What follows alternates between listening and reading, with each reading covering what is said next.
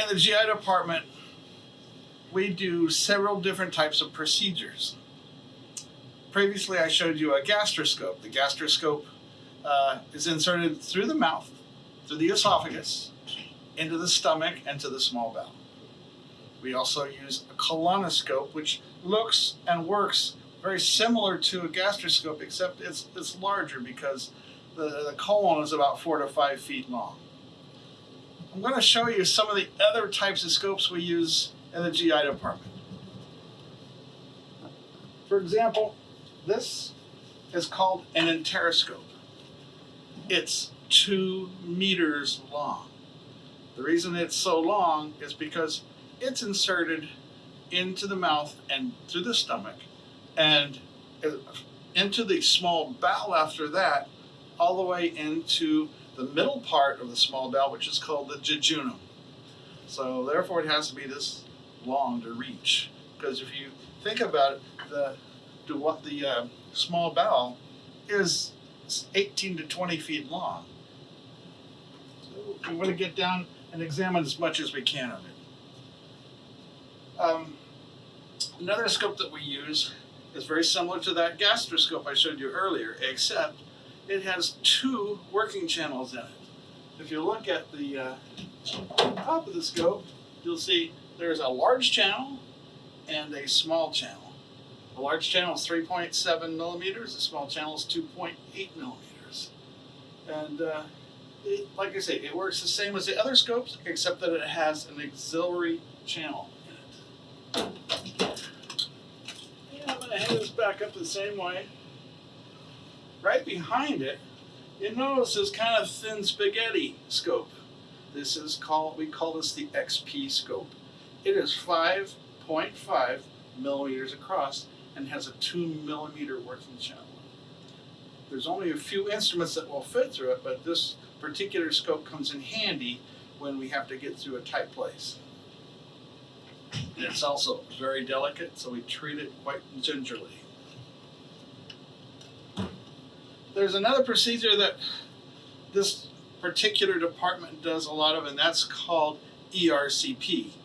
And ERCP uses a scope that's different from the others in that it is a side viewing scope. The image goes through the side of the scope looking sideways at 90 degrees rather than forward. The other differences in this scope is it has what's called an elevator channel. The elevator is able to steer the guide wire or cannula that's in the scope in different directions so that we can go through the ampulla or odiovator, whatever you want to call it, in the small bowel to get into either the common bile duct or the pancreatic duct to do therapeutic procedures. Put that back. And probably the most delicate scope of all is what's called an endoscopic ultrasound scope. And we have 2 types. The first type is called a radial scope. And it's called a radial scope because it can actually see 360 degrees around.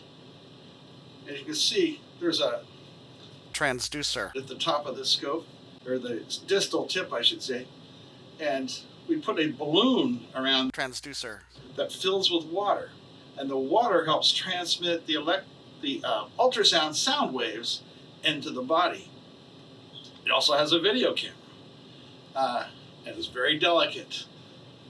The replacement cost of this little transducer is pretty high, so we're very careful with it. You notice I'm putting a foam rubber boot around here to help protect it while it's in storage. The other ultrasound scope that we use is called a linear scope because it kind of gives us more of a pie-shaped image during the procedure. And you can see transducer only looks one direction, not 360. It also has a camera. It also has a boot on it. The main difference with a linear scope is that it has an elevator channel just like our duodenoscope.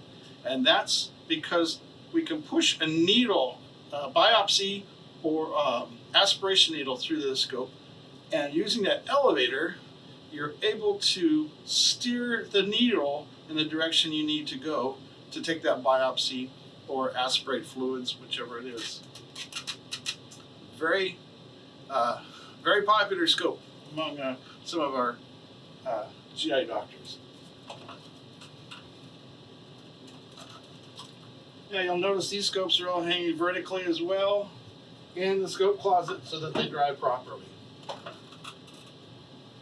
And those are the main scopes we use in the GI department. If you got any questions about them, come and ask me.